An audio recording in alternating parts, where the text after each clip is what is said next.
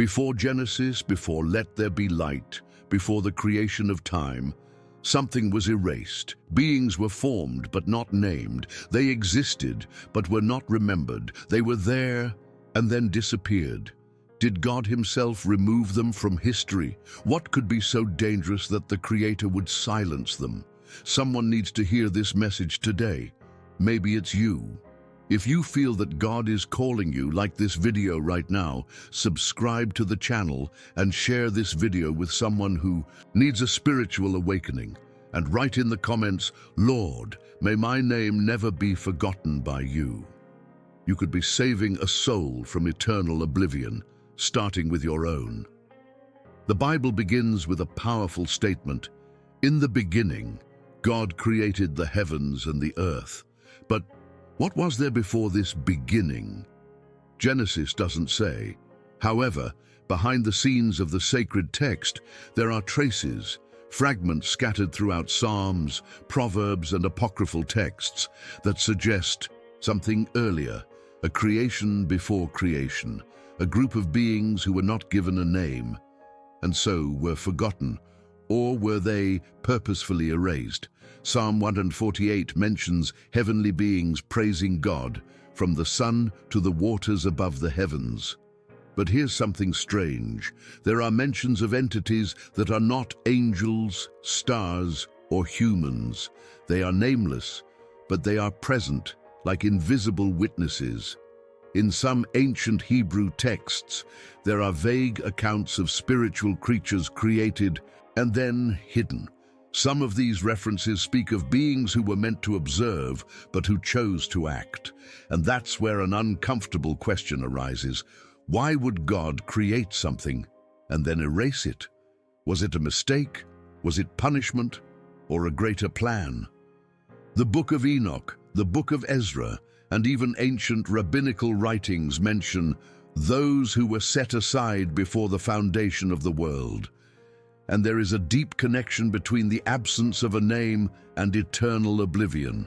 To name is to give existence. Not to name is to deny eternity. In texts such as the Apocalypse of Moses and the Dead Sea Scrolls, clues emerge about unidentified creatures. These are not the cherubim, seraphim, or fallen angels we know. They are referred to only as the first forms, or the forms that did not speak. Some scholars believe that these beings were created simply to observe God's glory, but when they tried to interact with creation, they were immediately removed.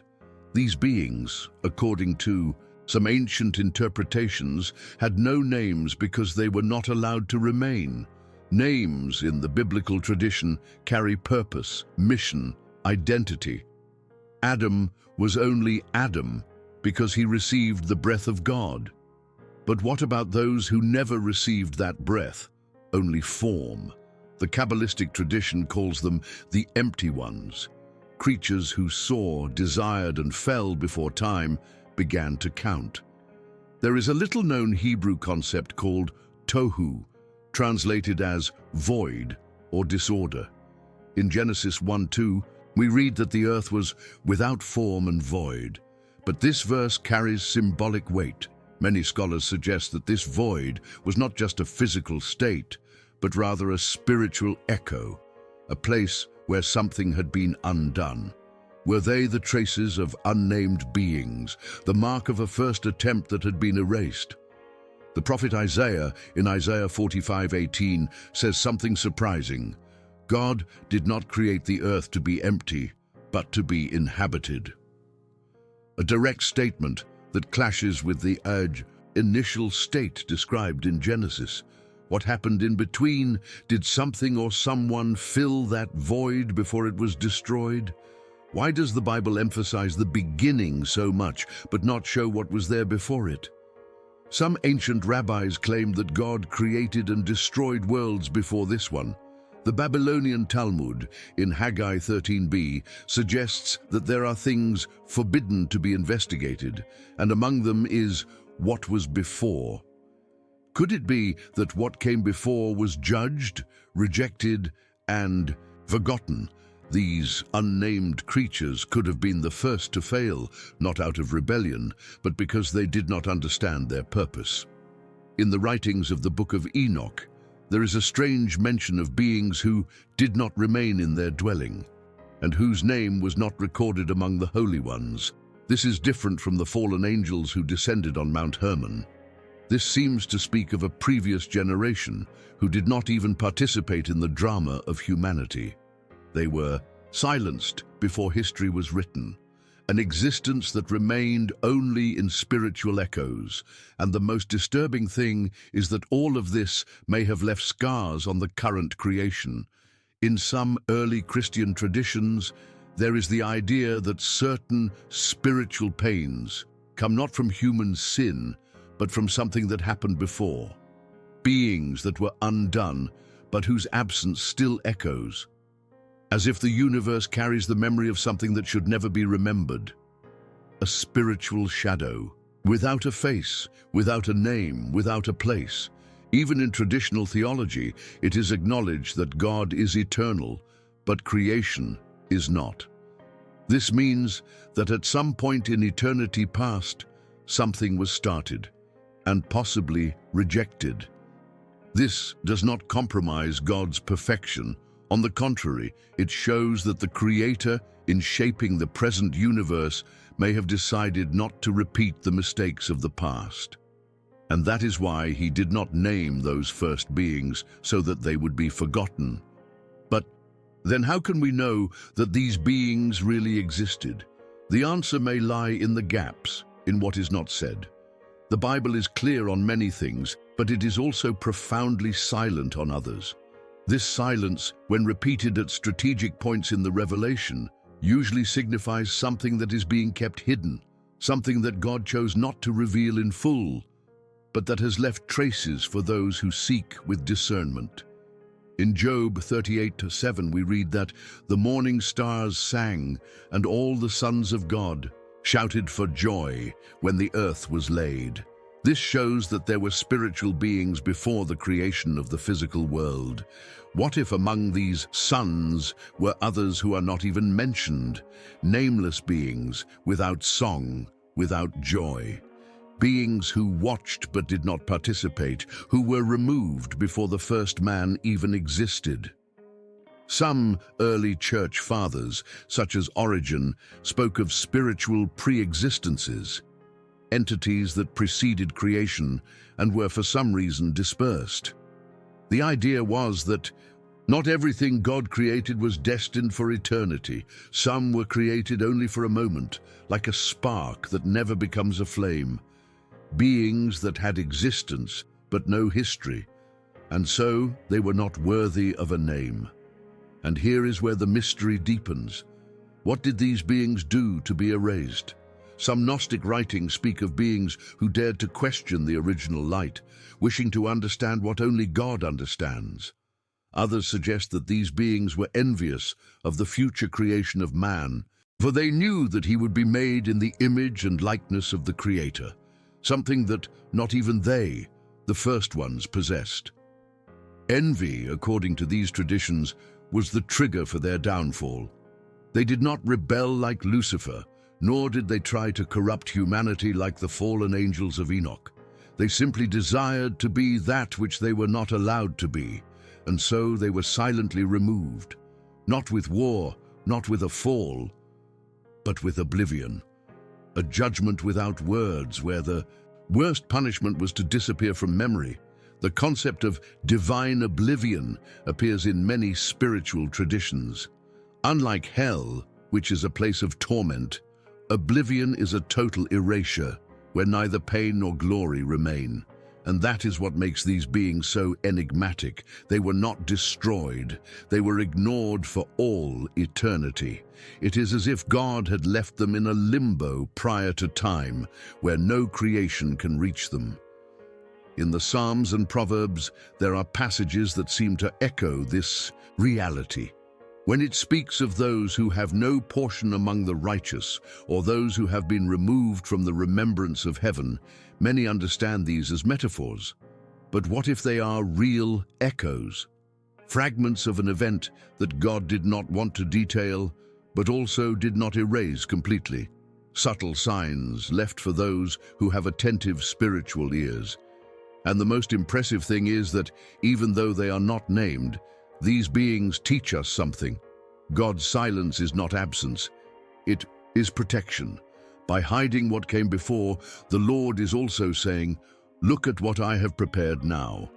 The current creation is not the result of chance, but of the decision not to repeat the past. And perhaps by hiding these first beings, God is reminding us that even the invisible has consequences.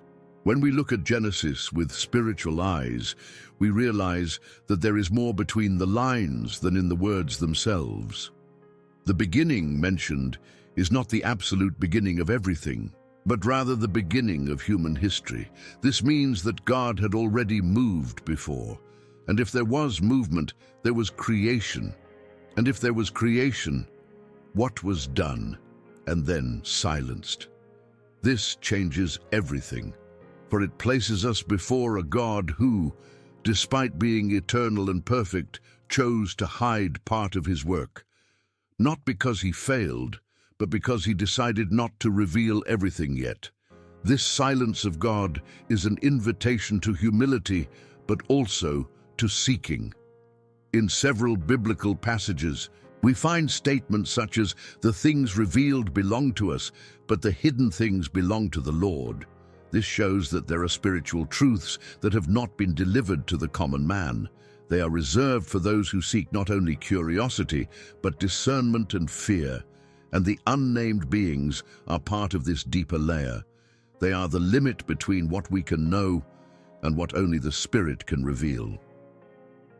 There is also an emotional dimension to this mystery. To think that there were beings created by God who were never given a name is to think of an existence without identity, without eternal purpose. It is like contemplating the possibility that we were made but never recognized, and that is what makes this topic so disconcerting.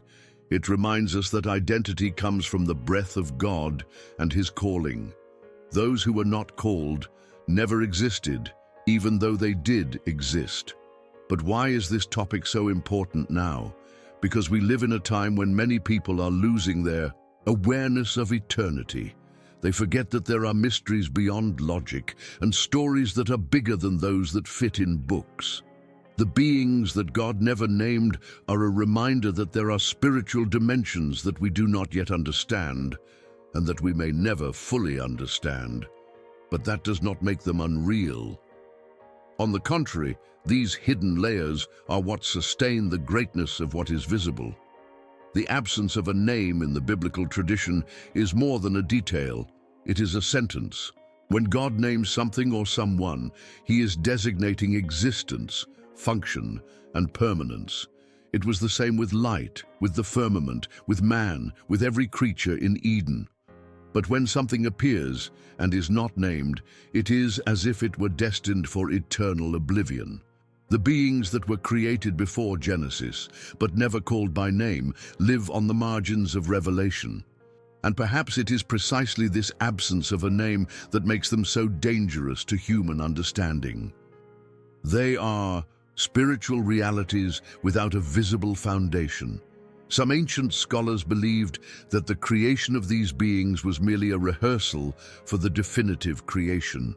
God, being infinite, could have formed countless manifestations of existence before defining the one that would become permanent. But among these manifestations, some did not achieve the purpose for which they were intended.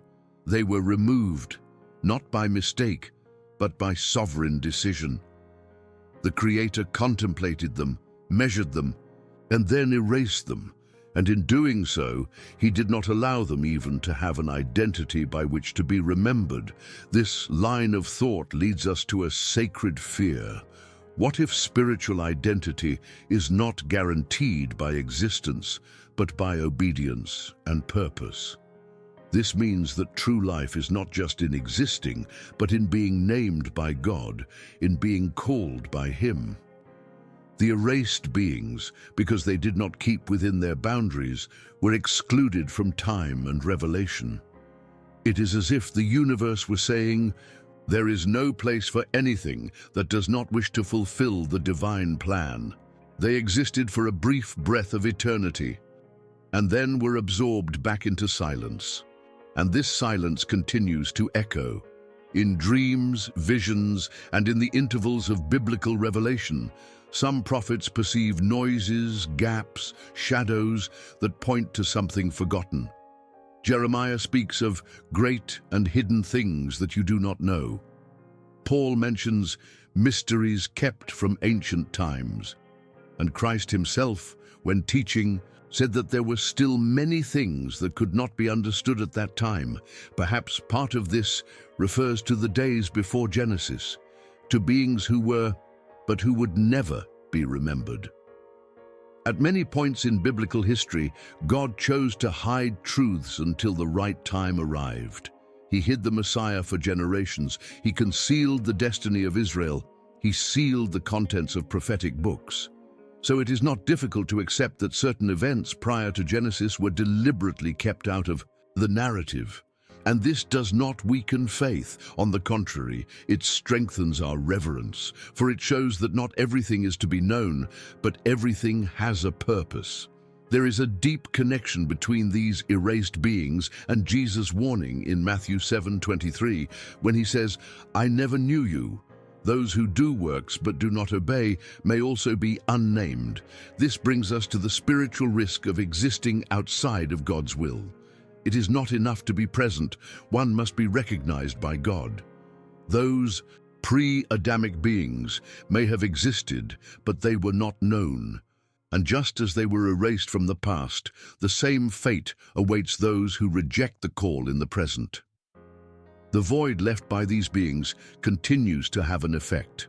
Many scholars argue that evil did not begin with Lucifer's fall, but with an earlier act of spiritual deviation. Perhaps before the rebellion, there was a loss of purpose, a subtle but fatal departure. And that is why these beings did not receive judgment. Like the others, they did not fall, they simply ceased to be. An exclusion so silent that their existence almost disappeared from eternity. But the echoes of this disappearance still influence the divine plan to this day. Perhaps this is the most powerful lesson from these forgotten beings. The greatest spiritual danger is not scandalous sin, but disconnection from purpose. When an existence does not find its place in God's plan, it runs the risk of being irrelevant for eternity. And this is precisely the greatest fear we can carry, living without a name, without a spiritual identity, without being remembered by heaven. The beings who were erased before Genesis are not just a mystery, they are a warning. As we contemplate this mystery, we realize that God is teaching us something profound. There is no glory in simply existing. True glory lies in being part of the eternal plan, in being within the will of the Creator. The beings that were erased before Genesis show us what happens to a creation without purpose. It is ignored, forgotten, removed, and not out of hatred but out of justice. The justice of a God who does not share his glory with that which does not align with his holiness. The silence about these beings is not accidental. It is a divine pedagogy. God did not name them so that they would not be invoked. He did not describe them so that they would not be imitated. They were wiped from the memory of the heavens, like a memory that one no longer wishes to recall. And yet, God left enough traces for those sensitive to the Spirit to notice their absence, because even what is forgotten by Him has a role to warn those who will come after. Today we face the same spiritual choice. We can seek our identity in Christ, being called by name, recognized before the Father, or we can live on the surface of existence without direction, without purpose, on the brink of eternal oblivion. Those erased beings are not just a distant history, they are a mirror of all that distance is itself. from the Creator. A grim reminder that to exist without belonging is to not truly exist. And so we must cry out, "Lord, let my name be written in the book of life." For the true spiritual terror is not hell, it is not being remembered by God. Those who were erased before Genesis were forgotten because they were never known. But we have been called to life, to redemption, to eternity. And it is up to each of us to decide, will we carry the name God has given us, or will we be just another form without a voice, without light, without a destiny? The beings that God never named confront us with a profound spiritual reality. The Creator is not impressed by appearances or empty existence. What moves God's heart is obedience, communion, and alignment with His eternal plan. These beings were forgotten not because they were weak, but because they were outside of His will. And this is the silent message that has been present since before Genesis until today. Every line of Scripture that speaks of before invites us to look beyond the visible.